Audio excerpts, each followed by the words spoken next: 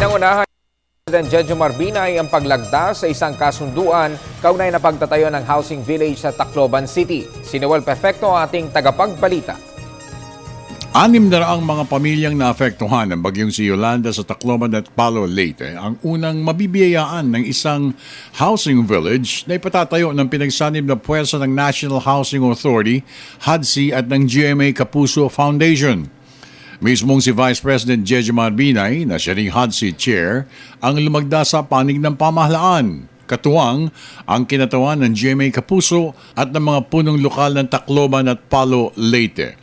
Pinasalamatan ng pangalawang Pangulo ang tulong at inisyatibo ng Kapuso Network sa napakagandang pamamalasakit sa mga nangangailangan tulong ng dalawang lungsod ng Tacloban at Palo sa Leyte. At Samar. At kaya ho tayo ngayon nandito ngayong umaga upang saksihan ang pagpirma bilang pagtugon dun ko sa rehabilitation program ng ating Pangulo. Pagi po ng National Housing Authority, na ako rin ang chairman dito, we will provide funds for the land development. We will prepare the engineering plans and detailed estimates for land development.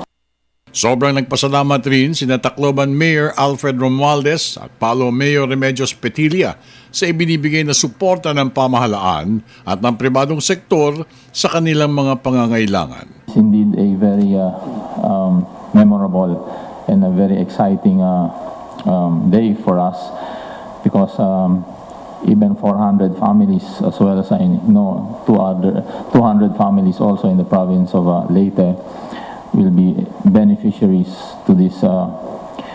What I see is even beyond the regular or required specifications.